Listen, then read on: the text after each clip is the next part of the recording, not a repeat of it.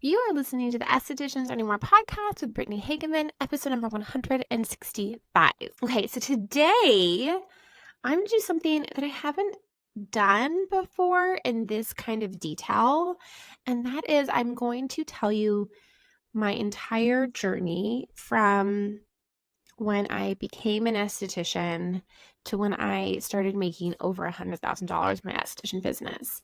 Because I think there are a lot of things in my story that hopefully can give you some inspiration, to give you some insight, and to also give you some context of like what is normal and not normal when it comes to growing your business.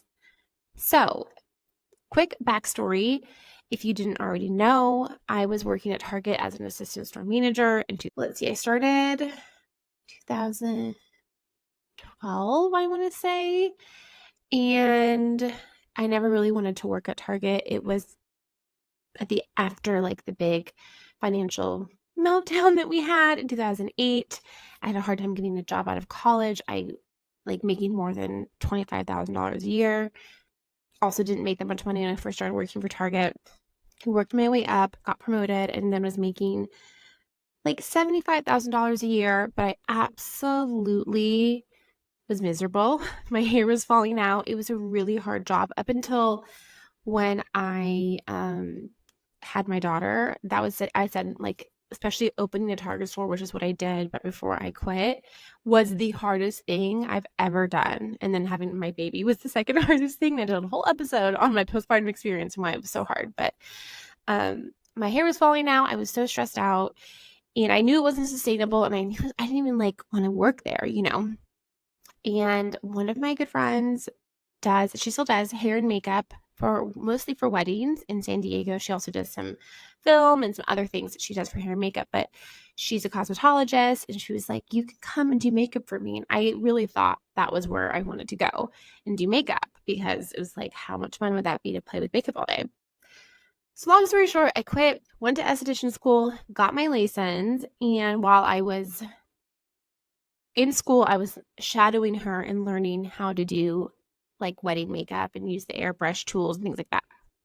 So I worked for her as an independent contractor. It truly was. She'd be like, hey, these are the dates. I need weddings. Do you want to work or not? She paid me a flat rate per person I did. And it was a really great way for me to make money and to get my foot like in the aesthetics world.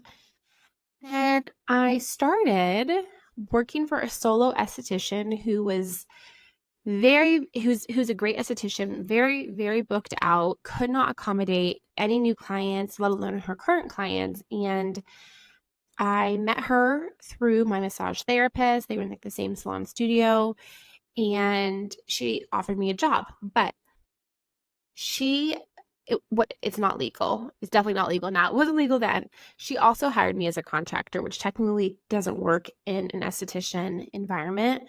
So I only got paid if I had a facial. So I didn't have like a schedule or an hourly rate. And then if I had like commissions and I had like all the other things, it was like I only got a commission. It was only commission based if I had a facial and if I sold products. That was the only way I could make money. So if I didn't have someone, I didn't make any money. So I kind of started learning right out of esthetician school what it was like to put myself out there. And she definitely helped me, obviously, because she told all of her clients about me. She told them that I was great, but a lot of them like had zero interest in seeing me because they loved her, right? They were devoted to her. And honestly, we have very different styles. I learned a lot from her, but ultimately we are very different estheticians. And so occasionally some of her clients would see me if they couldn't get in with her and like they had to reschedule or something and they really wanted a facial. Almost never did they stay with me. They always went back with her. I think they had like two people that like liked me just as much, and it was easier to get in with me, and so stayed. But I remember if I would see like if one of her clients would come and be on my schedule, and then like I would see them book back on her schedule, it would just like break my heart, right? Because I was like, what did I do wrong? They didn't want to stay with me. And so one of the ways that she grew her business was Yelp. And I think that Yelp is still pretty used today, but not to the degree that it was used like 10 years ago when she's probably been in business for more than 10 years, honestly, probably more like 15 years. But back when she started her business. And so she was like, you need Yelp reviews. So I called in favors from everyone I knew. Please come get a facial. I just charged them the cost of the facial, so they would pay for like all the services, like all the products and stuff that it cost the woman I worked for. And I think it was like $20. And I had them do that, and then they had to write me a review. So I could just get my name on the Yelp page, on her Yelp page, so that people, when they went to it, they were like, oh, Brittany is great, because people think she's great. So that was months. So I started working for her in July 2016. And I want to say it wasn't until like January did I start to have regulars. And she also had a membership, which was helpful because then I could convert people to being a member, just a little bit of a discount. So I always would get everyone to be a member. And she didn't sell a lot of products, and something that I was trying to learn and I felt very insecure about. And I've talked about that a lot on this podcast about she sold Rhonda Allison. I also brought on PCA because that's what I had learned in school. And so I started selling a little bit of PCA, kind of enjoying seeing how people liked it and feeling really nervous about recommending the wrong product. That was my biggest fear. And don't want to come across as salesy, and I didn't want to feel anyone felt pressured. And I was, developing relationships. And I realized very quickly that an esthetician business is such a relationship-based business. And I was developing relationships with my clients. They were coming monthly. I had 5 members, 5 people that came every month to me. And then it slowly started to gain. I think I had 25 members when I left. I remember correctly. And so I was slowly starting to gain. I started to get some more referrals. People started coming in with Yelp. But I still was promoting myself on Instagram. I had my own Instagram account, and I was promoting what I was doing, even though nobody was coming in from my Instagram. I was constantly trying to keep that energy going.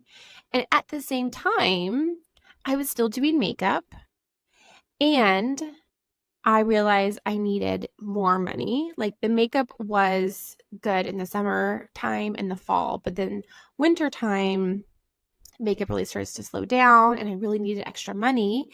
And so I went and I got permission from my woman I worked with, and I went and got a job at a local spa just so that I could make more money. And I was getting married, and I just I was doing better in my clientele. I was able to make money, but I wanted to make more, and I had the time because I only had the woman I worked for. She was in the room during the day, so I only had the nights and I think Sundays. And so I didn't have a great schedule, which was fine. And so then I had the days that I could go work at a day spa. So I did. And I really wasn't that busy there either. I think if I had stayed longer, I would have definitely gotten more and more regulars. But the thing that I learned the most from working there was about Face Reality, which was the acne line that I ended up falling in love with, and seeing wait, I really could specialize in acne. And while I was working for my solo esthetician business owner, I instantly loved acne. She taught me how to do extractions. I painstakingly perfected it. Painstakingly perfected how to do all of the things. It was not oh, this is so simple. And I just picked it up, and it was not a thing. It took me months to really figure out how to do them less painfully. There's so much to learn, I think, when it comes to extraction. So I really spent a lot of time when I was working for her learning, just from trial and error, honestly, on myself, on my clients. But I started to really niche down in acne while working for her. And so when people would write reviews on Yelp, they would write Brittany and acne, those things were tied together.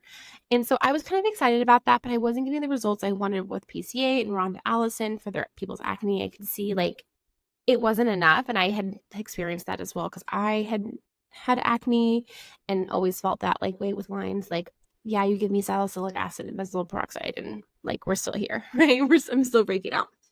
So I went to the woman I worked for, and I was like, listen, I want to bring on Face Reality. I was still a contractor. I wasn't an employee. I was like, you can get a cut of what I do. Like, we can create a system. I wanted to get there was like a room next door opening up. I was like, how about I get that my own room? And then I get all the acne and you do all the peels, like the heavy peels and other things that she does that I didn't like doing. And she was like, absolutely not. I don't want to do that. And so it just kind of became clear at that time as well that she really needed an employee. I think she, like, from a tax perspective, she realized that like it wasn't working having me be a contractor and she wasn't making that much money. And so she wanted me to become an actual employee at that time, which actually was the right legal decision. But I was like, no, it was going to be a big pay cut for me. And so we split ways at that point, but she was very generous and she was like, you can have all of your clients, which is not common. And I know that. So I would say about 10 to 15 people followed me, which was fantastic. They were all facial clients. Some of them had mild acne. And through that process, one of my facial clients, her skin had improved considerably with acne. She had very mild acne and it had gone away. And that was my only before and after. And it wasn't like even that significant of a before and after. It was very mild. And I remember when I was looking to open my own business, which I had never ever intended having my own business, because one of the reasons I want to be an esthetician was it just to like go to work, do my work, and go home. Like, I didn't want to have to worry. I didn't want to have to stress. I didn't want to feel the stress of growing a business. But then I realized I basically had done that working for the solo esthetician, and then even my other esthetician business, trying to get people to rebook. I realized it's a lot of the same skills as owning your own business. And so I was like, okay, I have the clients that I have, if they come every month for a facial, it would cover my costs. I wouldn't be making any money, but at least I wouldn't be going negative. And that was really important to me to figure out that before I signed a lease and all the things. So I opened BLH Beauty in October 2017. I also got married that year, like right before I got married, came back from my honeymoon, opened my business. It was like a whirlwind. So it was a little over a year after I got my license, and I just had my facial clients, and they knew that acne was what I wanted to do. I brought on Face Reality. I did the training again through Face Reality so I could sell it myself. And I was very excited and very terrified at the same time, because I had never cleared anyone using Face Reality. Face Reality is very complex. There's a lot to learn. At the time, it was a very, very small company. As I've said before on this podcast, their Instagram was Face Reality Acne Clinic. If you needed help, you would just call them. You'd email them as well. But it was a very different world than it is today.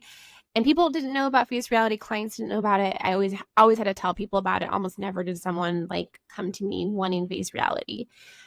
And so my friend, and a couple of friends in the industry. So my friend, her name's Alice. She's the one that does the hair and makeup. That I was working for her doing makeup. And she was like, you need to just offer free facials or like $20 facials. Just like walk around and offer, like, in your shopping center. I was in a busy shopping center. Like, just walk up to people and offer like $20 facials. And she did that when she was growing. Like, she used to cut hair as well as doing makeup, and she was cutting hair, so she was like offer like severely discounted haircuts, and then people would come back after that. And I remember like hearing that and thinking, well, I guess I can never do this. And this is the part of my story that I really want you to pay attention to. Not to say you can't do that. If that feels like you can do it, you should definitely do it. Like, do anything you can to make people know about your business. But I knew, like, walking up to someone, first of all, with an acne treatment, asking them to come in for like a $20 acne treatment, there's so many reasons why it wouldn't work for me. But even if I was just doing a facial, like, I don't know, walk up to a stranger. It brought me back to my Mary Kay days where like we were supposed to like, what's it called? Warm chatter or something. What is it called? You guys know if you've done Mary Kay. You're supposed to like talk to people like in the grocery store. Give them your. It was like flashing back to that. I was like, what have I done? I can't do that. And Instagram was pretty new, and it was just pictures. the time there was no stories, there was just pictures. And I was like, well, I have to figure out a way to like advertise and market in a way that isn't me walking up to strangers and talking to them. And I'd asked all of my friends and clients to write me Yelp reviews on the Yelp page. And I started tracking like how far I was up on Yelp and seeing like how that worked. And I would like always be like in trying to figure out their algorithm, and Google as well. Google reviews didn't exist at the time, but trying to make sure that my website would be the top if you search like acne treatment San Diego. So I was like working on those things and learning those things. One of the things that my friend Alice told me as well, she's like, get your SEO working. And so I spent a lot of time figuring out how to do that. So I started doing that, and then I would sometimes advertise through Yelp, because Yelp at the time, it wasn't that crazy to advertise, and I had some good reviews, and so like also bumped me up in the Yelp algorithm. Honestly, advertising was one of the reasons I did that. So I was doing that, and then I took a marketing Instagram course just to learn how to make your grid look really nice and how to like simplify your message. And I just went all in on those things. So I was constantly making sure my SEO was good, constantly making sure my Yelp was higher, marketing on Instagram, and then talking about my business to everyone I knew, telling them about my referral program, trying to get people in. Then the other thing that I did, and I actually just found them the other day, I found my journals, is I was journaling every day, and I'm going to go and look at them and look at like what I was writing, because I would write down my goals every single day, and I would write them down in the way that I teach my clients now. And I remember like I flashed back instantly when I saw the journal. I was like, I remember writing this and thinking this is the craziest thing in the entire world. And then a few months later, you see me write different numbers, and like my numbers went up. Actually, I'm going to grab those journals for you right now. Okay, so I have actually split this episode into two. So I'm sorry that I'm ending the episode here, but I spent a lot of time talking about what I journaled and every day and kind of my process with that. And that took a lot of time. So I'm ending this episode today. Next week, you're going to have the second half of this episode where I talk about the journaling process and exactly what I journal and how I do it. So thank you for listening. I hope you got some great inspiration from today's episode. I hope you started to see that my path was not linear. It was not just like one thing after another. It was a lot of problem solving, a lot of trying things, a lot of putting myself out there. I talk more about that next week as well. Also, if you've been interested in thinking about doing that confab with me, which is a limited time offer I'm offering only this month of August.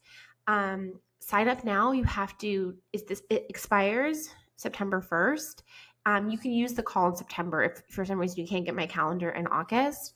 But if you want to just chat with me about one or two things in your business, you just want to have a one-time call, that is what to do. I'll put the link in the show notes.